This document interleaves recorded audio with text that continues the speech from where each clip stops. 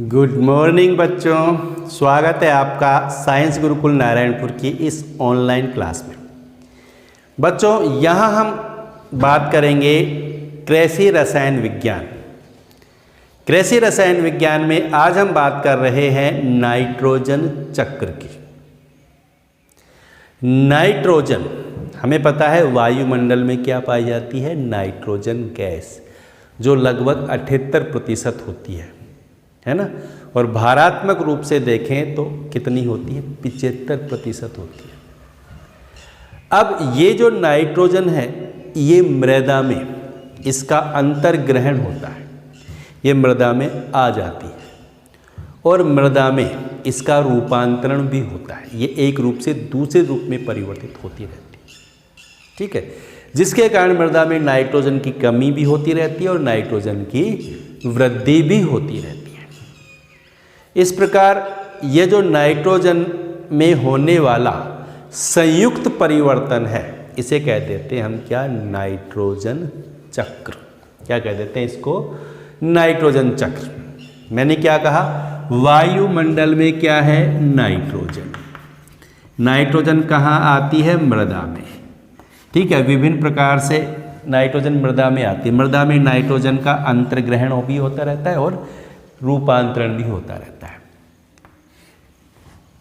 अब ये एक रूप से दूसरे रूप में बदलती रहती है और इस नाइट्रोजन को पौधे क्या करते हैं, ग्रहण करते रहते हैं। इस प्रकार मृदा में नाइट्रोजन का ये संयुक्त परिवर्तन चलता रहता है और इस संयुक्त परिवर्तन को बोल देते हैं नाइट्रोजन चक्र। अब इस नाइट्रोजन चक्र के विभिन्न प्रक्रम होते हैं, अलग अलग प्रक्रमों में ये चक्र चलता है। कैसे, कौन कौन से प्रक्रम के द्वारा नाइट्रोजन चक्र चलता है। सबसे पहले नाइट्रोजन का स्थिरीकरण होता है। नाइट्रोजन स्थिरीकरण का मतलब क्या है, जो अकार्बनिक नाइट्रोजन है उसका कार्बनिक नाइट्रोजन में परिवर्तित होना क्या कहलाता है, नाइट्रोजन स्थिरीकरण कहलाता है। ये ध्यान रखेंगे, अकार्बनिक नाइट्रोजन का किस में बदलना, कार्बनिक नाइट्रोजन में बदलना। अकार्बनिक नाइट्रोजन का कार्बनिक नाइट्रोजन में बदलना क्या कहलाता है, नाइट्रोजन स्थिरीकरण। जैसे वायुमंडल के अंदर नाइट्रोजन है, अकार्बनिक रूप में है, ठीक है, ये कार्बनिक नाइट्रोजन में परिवर्तित हो जाती है। जैसे प्रोटीन के अंदर या दूसरे कार्बनिक यौगिक जिनमें नाइट्रोजन पाई जाती है उनमें बदल जाती है, तो इसको बोलते हैं नाइट्रोजन स्थिरीकरण, ठीक है। एक होता है नाइट्रोजन का खनिजन। दूसरा जो प्रक्रम है क्या है, नाइट्रोजन का खनिजन। खनिजन इसका अपोजिट है, कार्बनिक नाइट्रोजन का अकार्बनिक नाइट्रोजन में बदलना क्या है, खनिजन कहलाता है।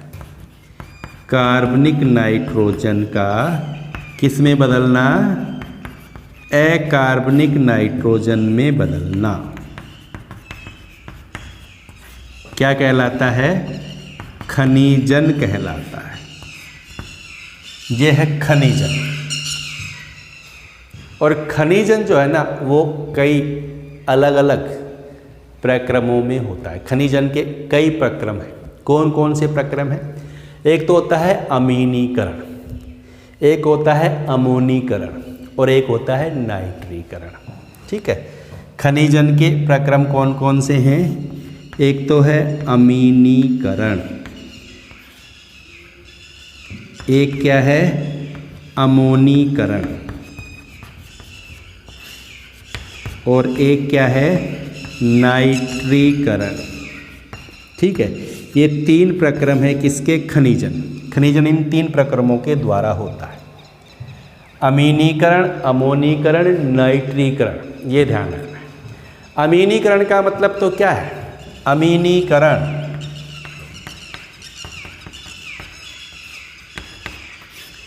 अमीनीकरण में जो कार्बनिक नाइट्रोजन है यानी प्रोटीन है या नाइट्रोजन युक्त अन्य कार्बनिक यौगिक जो हैं वो एंजाइम के द्वारा एमिनो अम्ल में परिवर्तित हो जाते हैं। इस प्रक्रिया को क्या कहते हैं? अमीनीकरण कहते हैं। क्या कहा मैंने? प्रोटीन में नाइट्रोजन होता है, वह नाइट्रोजन युक्त कार्बनिक यौगिक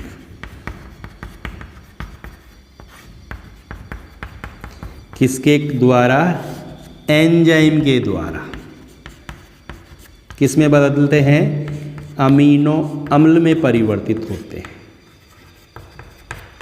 तो इस प्रक्रम को क्या कहते हैं? अमीनीकरण कहते हैं।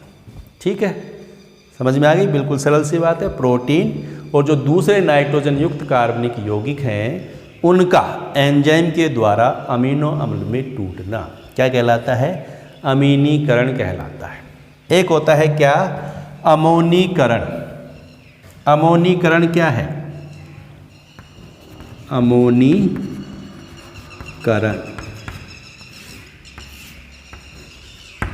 अमोनीकरण का मतलब क्या है? ये जो अमीनो अम्ल प्राप्त होते हैं, जो अमीनो यौगिक प्राप्त होते हैं, वो सूक्ष्म जीवों के द्वारा, सूक्ष्म जीव जो मृदा के अंदर उपस्थित हैं, वो क्या करते हैं? इन अमीनो यौगिकों को क्रिया के फलस्वरूप अमोनिया में और अमोनिया में यौगिकों में परिवर्तित कर देते हैं, जिसे क्या कहते हैं हम? अमोनीकरण। समझ में आ गई बात? ये जो अमीनो यौगिक हैं किसके द्वारा? सूक्ष्म जीवों के द्वारा किस में बदलते हैं? अमोनिया के अंदर या अमोनिया में यौगिकों के अंदर। ठीक है, क्या कहा मैंने? अमोनीकरण का मतलब क्या कहा? अमीनो यौगिक यानी कोई भी अमीनो यौगिक वो किसके द्वारा? सूक्ष्म जीवों के द्वारा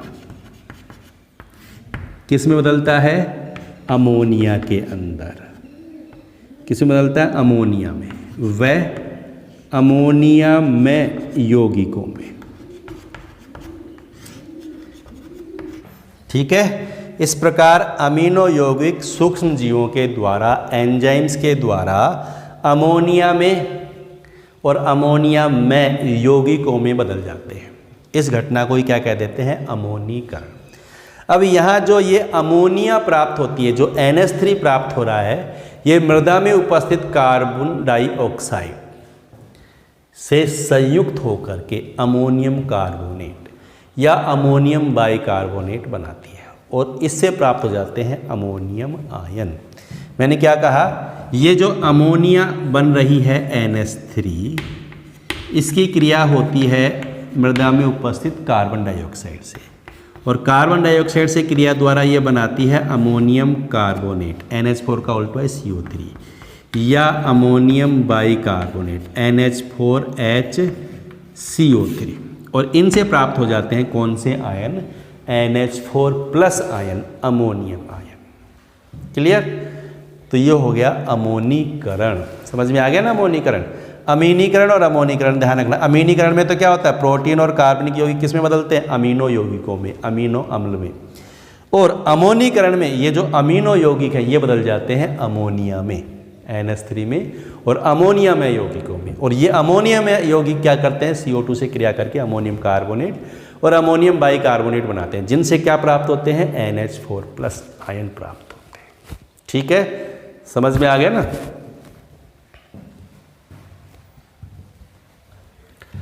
अब अमोनीकरण के बाद में होता है नाइट्रीकरण। क्या होता है? नाइट्रीकरण। नाइट्रीकरण का मतलब क्या होता है? नाइट्रेट प्राप्त होते हैं। ये जो NH4+ आयन जो प्राप्त हो रहे हैं, इनकी नाइट्रोजन का नाइट्रेट में परिवर्तन होता है, जिसे क्या कहते हैं हम? नाइट्रीकरण। ठीक है, NH4+ आयनों की नाइट्रोजन का नाइट्रेट में बदलना ही क्या कहलाता है? नाइट्रीकरण कहलाता है। अब नाइट्रीकरण कैसे होता है? नाइट्रीकरण होने के लिए क्या होता है? नाइट्रोसोमोनास एक जीवाणु है, क्या? नाइट्रोसोमोनास। ये नाइट्रोसोमोनास जीवाणु क्या करते हैं, नाइट्राइट बनाते हैं। क्या बनाते हैं, नाइट्राइट। और ये नाइट्राइट नाइट्रोबैक्टर जीवाणु के द्वारा बदल जाती है किसमें, नाइट्रेट में। समझ में आ गई बात। नाइट्रोसोमोनास से तो बनते हैं नाइट्राइट, अमोनिया में आयन, यानी हम कह सकते हैं NH4+ आयन, इनका ऑक्सीकरण होता है और ये बदल जाते हैं किसमें, NO2- प्लस H2O। समझ में आ गई बात। कौन से जीवाणु काम करते हैं, ये काम करते हैं नाइट्रोसोमोनास नाम के जीवाणु। ये NH4+ आयनों को किसमें कन्वर्ट कर देते हैं, नाइट्राइट में। और नाइट्रोबैक्टर क्या करते हैं, ये जो नाइट्राइट आयन प्राप्त होते हैं, NO2- आयन प्राप्त होते हैं, इनका ऑक्सीकरण कर देते हैं किसमें, नाइट्रेट में, NO3- में। ये काम कौन करते हैं, नाइट्रोबैक्टर। ठीक है, इसको बोलते हैं नाइट्रीकरण। समझ में आ गया। क्या कहा मैंने, NH4+ के अंदर जो नाइट्रोजन है ये पहले किस में बदली, नाइट्राइट में, और बाद में नाइट्राइट से क्या प्राप्त हुआ, नाइट्रेट। नाइट्राइट में बदलने के लिए कौन से जीवाणु काम करते हैं, नाइट्रोसोमोनास, ये ध्यान रखना है। और नाइट्राइट को नाइट्रेट में बदलने का काम कौन करते हैं, नाइट्रोबैक्टर। ये पूछा जाता है एग्जाम में। ठीक है, नाइट्रोसोमोनास का क्या काम है, नाइट्रोबैक्टर का क्या काम है। नाइट्रेट में परिवर्तन हो गया नाइट्रोजन का, और इस नाइट्रेट को ही पौधे क्या करते हैं, ग्रहण करते हैं। ठीक है, पौधे इस नाइट्रेट का उपयोग करते हैं। ठीक है, समझ में आ गई। इस तरह पौधों को प्राप्त हो जाती है क्या, नाइट्रेट।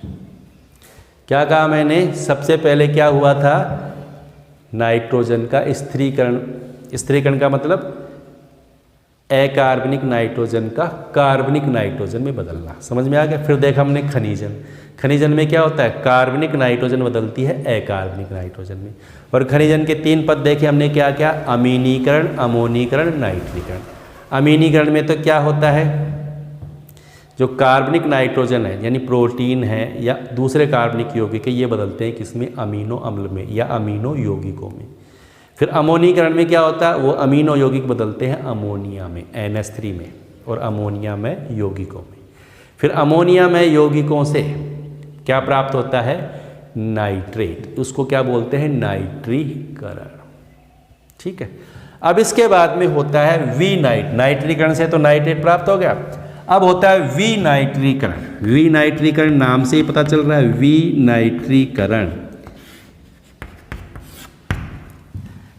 क्या हुआ, नाइट्रीकरण का उल्टा क्या होता है, विनाइट्रीकरण। विनाइट्रीकरण में क्या होता है कि मृदा में उपस्थित जो नाइट्रेट है वो वायुमंडलीय नाइट्रोजन में और नाइट्रोजन के ऑक्साइड में परिवर्तित हो जाती है। तो इस घटना को बोलते हैं विनाइट्रीकरण। ठीक है, ये जो नाइट्रेट बनी है ना यहाँ पर, इस नाइट्रेट का वापस वायुमंडलीय नाइट्रोजन में बदलना, वापस वायुमंडलीय नाइट्रोजन में बदलना या नाइट्रोजन के ऑक्साइड में बदलना क्या कहलाता है, विनाइट्रीकरण कहलाता है। और ये काम होता है जीवाणुओं के द्वारा। कौन से जीवाणुओं के द्वारा, सूडोमोनास है, माइक्रोकोकस है, बेसिलस बैक्टीरिया है। कौन कौन से, विनाइट्रीकरण कौन करते हैं, सूडोमोनास, माइक्रोकोकस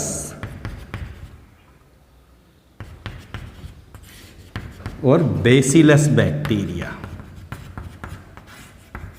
ठीक है, इनके द्वारा होता है क्या, विनाइट्रीकरण। इस तरह ये प्रक्रम, ये चक्र चलता रहता है। ठीक है, समझ में आ गई बात। क्या कहा मैंने, ये तो है वायुमंडलीय नाइट्रोजन।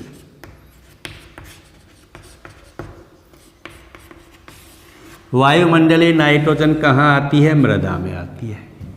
कैसे आती है, वायुमंडलीय नाइट्रोजन का क्या होता है, स्थिरीकरण होता है, कार्बनिक यौगिकों में बदलती है। फिर इसका होता है क्या, खनिजन होता है, यानी नाइट्रीकरण होता है। नाइट्रीकरण से क्या प्राप्त हो जाती है, NO3- प्राप्त हो जाती है। ठीक है, अब इस NO3 माइनस का वापस क्या हो जाता है, विनाइट्रीकरण हो जाता है। विनाइट्रीकरण हो जाता है तो ये वापस किस में बदल जाती है, N2 में, नाइट्रोजन में। ठीक है, अब फिर वापस ये इसमें आ जाएगी, ये वापस, इस तरह ये चक्र चलता रहता है। वायुमंडल नाइट्रोजन का नाइट्रेट में परिवर्तन हो जाता है जिसको पौधे प्राप्त करते हैं, और फिर नाइट्रेट का वापस विनाइट्रीकरण के द्वारा नाइट्रोजन में परिवर्तन हो जाता है। इस तरह ये चक्र चलता रहता है। इसको ही बोलते हैं हम क्या, नाइट्रोजन चक्र। और नाइट्रोजन चक्र के कौन कौन से प्रक्रम हैं, समझ में आ गए सबको, कोई दिक्कत नहीं है। ठीक है, इसके बाद में बात करेंगे मृदा में पाए जाने वाले सूक्ष्म जीवों की। मृदा में कौन कौन से सूक्ष्म जीव पाए जाते हैं।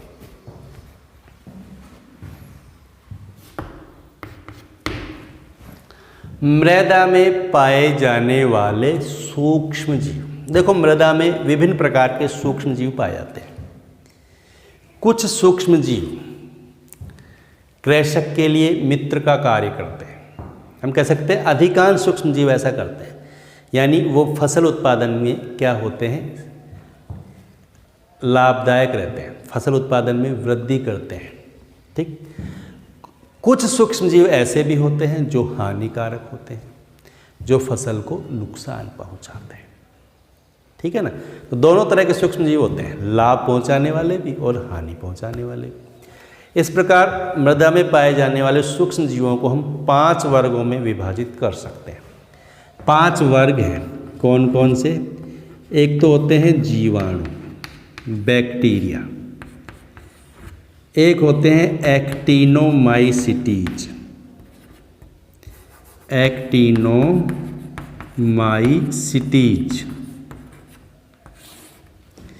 एक होते हैं कवक, एक होते हैं शैवाल, और एक होते हैं प्रोटोजोआ। ठीक है, तो इस तरह मृदा में 5 प्रकार के सूक्ष्म जीव हो गए, ये ध्यान होनी चाहिए हमको। अब पहले बात करते हैं हम किसकी, जीवाणु की। ठीक है, जीवाणु मृदा में सूक्ष्म जीवों का 90% भाग जो है ना वो जीवाणु ही है। सबसे ज़्यादा मृदा में जीवाणु होते हैं। जितने सूक्ष्म जीव हैं उन सबका 90% कौन है, जीवाणु। और जीवाणु क्या है, एक कोशिकीय होते हैं और इनमें पर्णहरित भी नहीं पाया जाता, पर्णहरित नहीं होता है, इनमें ध्यान रखना। 90% है, एक कोशिकीय है और इनमें पर्णहरित नहीं पाया जाता। ये क्या करते हैं, अपनी लंबाई में वृद्धि करते हैं और बीच में से टूट जाते हैं, फिर लंबाई में वृद्धि करते हैं, फिर बीच में से टूट जाते हैं। इस तरह ये अपनी संख्या में क्या करते हैं, वृद्धि कर लेते हैं। ठीक है, ये नाइट्रोजन को नाइट्रेट में परिवर्तित करते हैं, नाइट्रोजन का नाइट्रीकरण करते हैं। समझ में आ गई बात। वायुमंडल की नाइट्रोजन का यौगिकीकरण भी करते हैं। इनके कारण पौधों में विभिन्न प्रकार के रोग भी हो सकते हैं। ऐसे जीवाणु भी हैं जो पौधों में विशेष प्रकार के रोग उत्पन्न करते हैं। तो ये बातें आपको जीवाणुओं के बारे में पता होनी चाहिए। क्या बात बताई मैंने, एक तो जीवाणु, जितने भी सूक्ष्म जीव हैं इन 5 में सबसे ज़्यादा जीवाणु हैं। कितने हैं, 90%। एक कोशिकीय होते हैं, इनमें पर्णहरित नहीं पाया जाता, ये अपनी संख्या में वृद्धि कर देते हैं। ठीक है, ये नाइट्रोजन का नाइट्रीकरण भी करते हैं, यौगिकीकरण भी करते हैं, और ये फसलों में विशेष प्रकार के रोग भी उत्पन्न कर सकते हैं। दूसरा कौन है, एक्टिनोमाइसिटीज। ठीक है, एक्टिनोमाइसिटीज का मृदा में कितना % भाग होता है, 9%। ये मृदा में 9% होते हैं एक्टिनोमाइसिटीज, ये ध्यान रखेंगे। इनका आकार जीवाणुओं के समान ही होता है। ठीक है, इनके लिए नम और वायु युक्त भूमि, ऐसी भूमि जिसमें नमी है और जिसके अंदर वायु है, वो इनके लिए क्या रहती है, उपयुक्त रहती है। वहाँ पर ये ज़्यादा पाए जाते हैं। ठीक है, ग्रीष्म ऋतु के अंदर भूमि तपती है धूप से, और धूप से तपने के बाद जब पहली बारिश होती है, पहली बरसात होती है, तो फिर मिट्टी में से गंध आती है, एक सौंधी गंध आती है। वो सौंधी गंध किसके कारण होती है, एक्टिनोमाइसिटीज के कारण ही होती है। ये ध्यान रखें। ठीक है। एक्टिनोमाइसिटीज समझ में आ गया, आकार जीवाणु के समान होता है, संख्या 9% होती है। ये नमी और वायुयुक्त भूमि में ज़्यादा संख्या में पाए जाते हैं, और ये जो पहली बारिश में मिट्टी में से जो सौंधी गंध आती है उसका कारण भी एक्टिनोमाइसिटीज ही होते हैं। ठीक है। इसके बाद में बात करेंगे हम किसकी, अब हम बात करेंगे कवक की। कवक कहाँ पाए जाते हैं? ऐसी भूमि जो कुछ अम्लीय होती है और जिसमें जैव पदार्थ की अधिकता पाई जाती है, वहाँ पर कवक पाए जाने की संभावना ज़्यादा होती है। समझ गए? अम्लीय हो कुछ और जैव पदार्थ ज़्यादा मात्रा में हो, वहाँ पाए जाने की संभावना रहती है किसकी? कवक की। कवक बहुकोशिकीय होते हैं। जैसे जीवाणु तो एक कोशिकीय, कवक कैसे होते हैं? बहुकोशिकीय। और कवक में भी पर्णहरित नहीं पाया जाता, इनमें भी पर्णहरित नहीं होता है कवकों के अंदर भी। ये क्या करते हैं? कार्बनिक पदार्थों से और जैव पदार्थों से ऊर्जा प्राप्त करते हैं, शक्ति प्राप्त करते हैं। ह्यूमस बनाने में इनका महत्वपूर्ण योगदान होता है। ठीक है। कवक से महीन धागे के समान आकार उत्पन्न होते हैं, महीन धागे के समान आकार उत्पन्न करते हैं ये, जिन्हें बोलते हैं माइसीलिया। क्या कहते हैं? माइसीलिया। धागे के जैसी रचना बनाते हैं ये महीन, उसको ही क्या कहते हैं?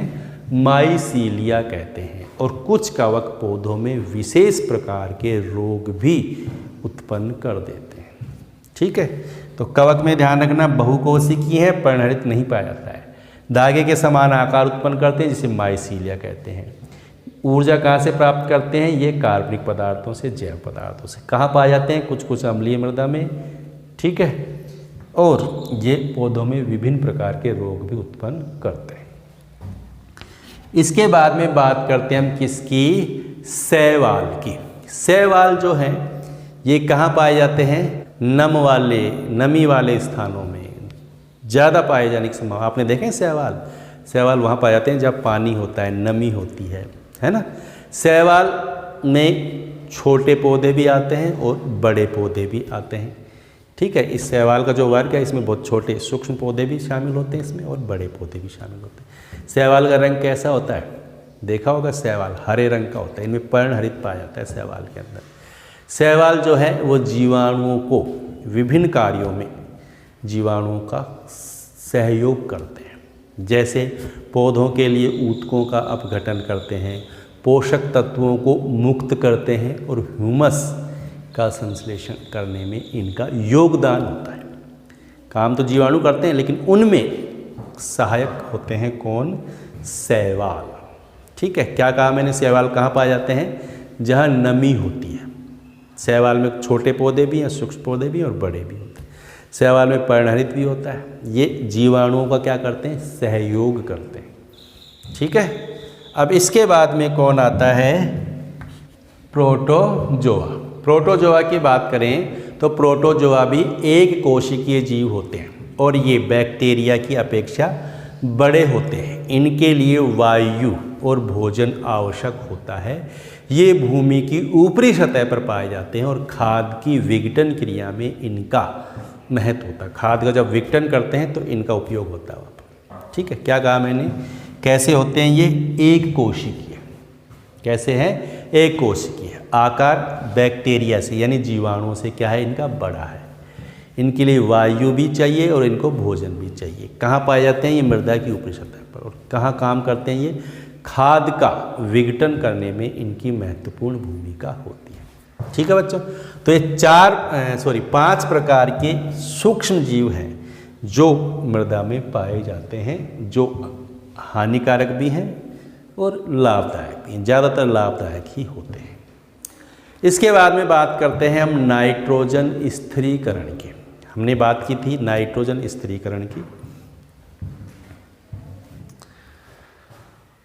देखो, वायुमंडलीय जो नाइट्रोजन है उसकी मात्रा में पता है कितनी है? लगभग 78% आयतन। और भारात्मक रूप से देखें तो 75% है। और ये जो वायुमंडलीय नाइट्रोजन है इसको सूक्ष्म जीव या जीवाणु ग्रहण करके और क्या करते हैं, किस में बदलते हैं, पौधों के लिए उपलब्ध करवाते हैं। और पौधों के लिए उपलब्ध करवाने के लिए किसका क्या करेंगे, इसका वो नाइट्रीकरण करते हैं, नाइट्रोजन का स्थिरीकरण करते हैं। और नाइट्रोजन स्थिरीकरण होता है तो फिर उसको पौधे क्या करते हैं, प्राप्त कर लेते हैं। समझ गए क्या कहा मैंने कि वायुमंडल में नाइट्रोजन है लेकिन उस नाइट्रोजन को पौधे ग्रहण नहीं कर पाते हैं, तो क्या करते हैं, जो जीवाणु होते हैं, जो सूक्ष्म जीव होते हैं, इस नाइट्रोजन का स्थिरीकरण करते हैं और स्थिरीकरण के द्वारा वो इस नाइट्रोजन को पौधों के काम में आने के योग्य बनाते हैं, यानी उसका नाइट्रीकरण करते हैं। अब किस प्रकार से होता है जीवाणुओं के द्वारा नाइट्रोजन का स्थिरीकरण? नाइट्रोजन का स्थिरीकरण दो प्रकार से होता है। दो प्रकार के जीवाणु करते हैं नाइट्रोजन का स्थिरीकरण, दो प्रकार से होता है। एक तो सहजीवी नाइट्रोजन स्थिरीकरण और एक होता है असहजीवी नाइट्रोजन स्थिरीकरण।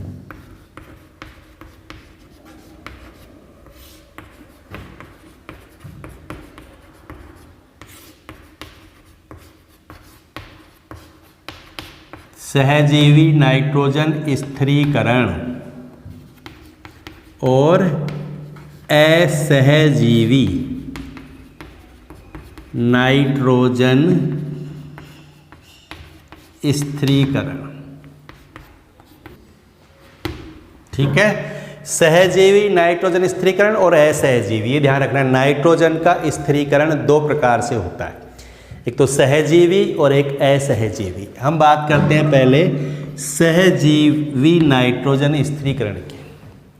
देखो जो फलीदार पौधे होते हैं, फलीदार पौधे जैसे सनई है, ढैंचा है, बरसीम है, मटर है, चना है, ये फलीदार पौधे होते हैं और इन फलीदार पौधों की जड़ों में ग्रंथियां पाई जाती हैं। ठीक है, और इन ग्रंथियों में रहते हैं जीवाणु।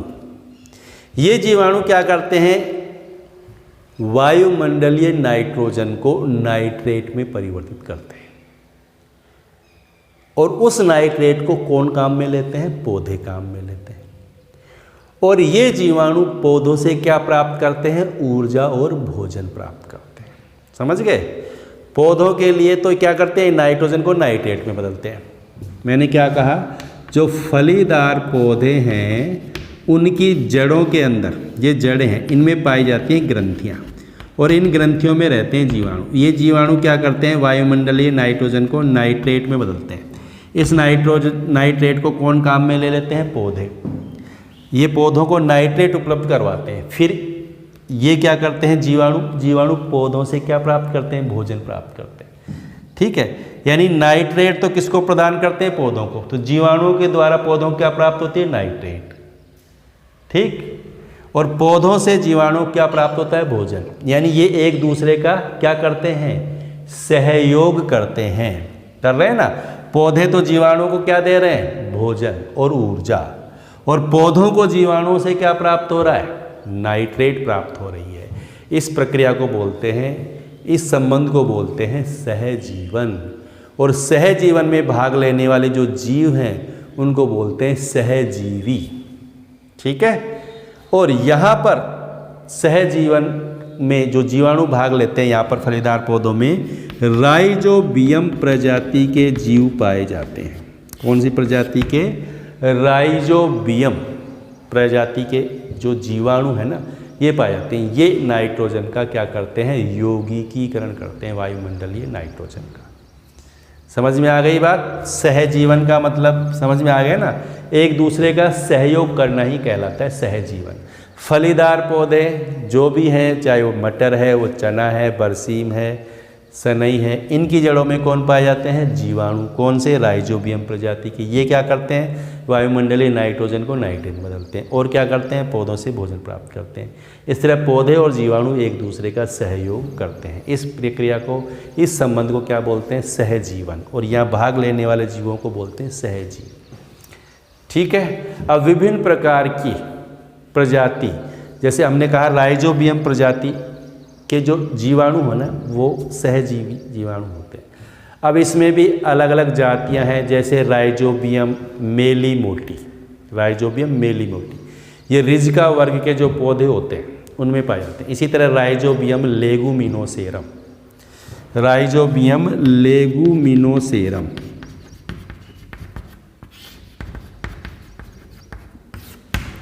ये पाए जाते हैं मटर।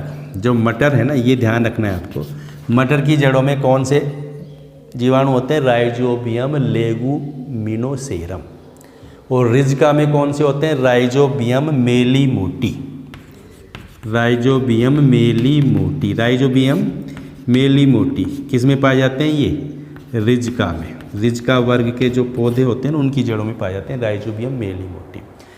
राइजोबियम जेपोनिकम, राइजोबियम जेपोनिकम किस में पाए जाते हैं? ये किस में पाए जाते हैं?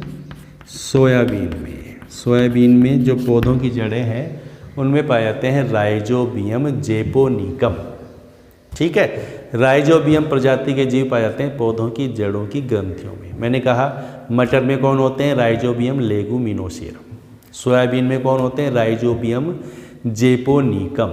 रिज्का में कौन होते हैं? राइजोबियम मेलीमोटी। ठीक है, ये ध्यान रखना है। समझ में आ गई बात? तो सहजीवन का मतलब समझ में आ गया, सहजीवी नाइट्रोजन स्थिरीकरण। अब बात करते हैं हम असहजीवी नाइट्रोजन स्थिरीकरण की। असहजीवी नाइट्रोजन स्थिरीकरण क्या होता है? असहजीवी, देखो असहजीवी का मतलब क्या है? ऐसे जीवाणु होते हैं जो बिना पौधों की सहायता के वायुमंडलीय नाइट्रोजन को मृदा में स्थापित कर देते हैं। पौधों की सहायता के बिना उन्हें बोलते हैं असहजीवी नाइट्रोजन स्थिरीकरण। और ये स्थिरीकरण होता है अनाज वाली फसलों में, जैसे गेहूं में, ज्वार में, बाजरा में, मक्का में, इनमें होता है असहजीवी नाइट्रोजन स्थिरीकरण। ठीक है, समझ में आ गई? वहाँ तो क्या करते हैं पौधे? सहजीवी में तो पौधों से भोजन प्राप्त करते हैं और उन्हें नाइट्रेट प्रदान करते हैं, लेकिन यहाँ पर ये केवल पौधों को नाइट्रेट प्रदान करते हैं, पौधों से भोजन प्राप्त नहीं करते हैं, तो उसको बोलते हैं असहजीवी नाइट्रोजन स्थिरीकरण। अब असहजीवी नाइट्रोजन स्थिरीकरण दो तरह से होता है, दो तरह के जीवाणु करते हैं। एक तो होते हैं अवातजीवी जीवाणु और एक होते हैं वातजीवी जीवाणु। ठीक है, एक तो अवातजीवी होते हैं और एक वातजीवी। वातजीवी का मतलब जिन्हें वायु की उपस्थिति चाहिए। अवातजीवी जो वायु की अनुपस्थिति में भी नाइट्रोजन का स्थिरीकरण करते हैं। वातजीवी जीवाणु एजेटोबैक्टर प्रजाति के होते हैं। एजेटोबैक्टर प्रजाति के जो जीवाणु है ना, वो वातजीवी जीवाणु होते हैं। ये जीवाणु क्या करते हैं? वायुमंडलीय नाइट्रोजन से अपने शरीर को पुष्ट करते हैं। वायुमंडलीय नाइट्रोजन को उपयोग लेते हैं, अपने शरीर में वृद्धि करते हैं, उसको पुष्ट कर लेते हैं। और जब ये मर जाते हैं तो इनके शरीर में जो नाइट्रोजन एकत्रित है वो फिर मृदा में मिल जाती है, फिर उसको पौधे प्राप्त कर लेते हैं। समझ में आ गई बात? ये जीवाणु मैंने क्या कहा? वायुमंडल की नाइट्रोजन को लेकर के अपने शरीर में वृद्धि करते हैं, शरीर को पुष्ट करते हैं, और जब मर जाते हैं तो मरने के बाद ये नाइट्रोजन मृदा में मिल जाती है, फिर मृदा से पौधे इस नाइट्रोजन को प्राप्त कर लेते हैं। इन जीवाणुओं को क्रियाशील बने रहने के लिए इन्हें क्या चाहिए? कार्बोहाइड्रेट, फॉस्फेट, चूना, नमी और वायु पर्याप्त मात्रा में प्राप्त होनी चाहिए। ये ध्यान रखें। ठीक है, जहाँ पर ये सारी परिस्थितियाँ होंगी वहाँ पर इस प्रकार के जीवाणु पाए जाते हैं। कार्बोहाइड्रेट भी हो, फॉस्फेट भी हो, चूना भी हो, नमी भी हो, वायु भी हो। ठीक है, वायु जरूरी है, तभी तो इसको बोलते हैं वातजीवी जीवाणु। ये ध्यान रखेंगे। एक होते हैं अवातजीवी। अवातजीवी, इनको वायु नहीं चाहिए, वायु की अनुपस्थिति में भी ये नाइट्रोजन को नाइट्रेट में बदलते हैं, नाइट्रोजन का स्थिरीकरण कर देते हैं। इनकी संख्या एजेटोबैक्टर से ज़्यादा होती है। ये अम्लीय भूमि में और ऐसी भूमि में जहाँ पानी के निकास का प्रबंधन का अभाव होता है वहाँ पर बहुतायत में पाए जाते हैं। ठीक है, कौन कौन है? क्लोस्ट्रेडियम पास्चुरियनम, इस वर्ग के प्रमुख जीवाणु क्लोस्ट्रीडियम पास्चुरियनम।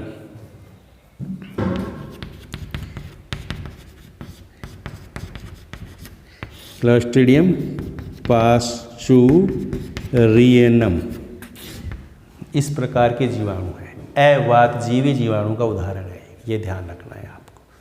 समझ में आ गई बच्चों?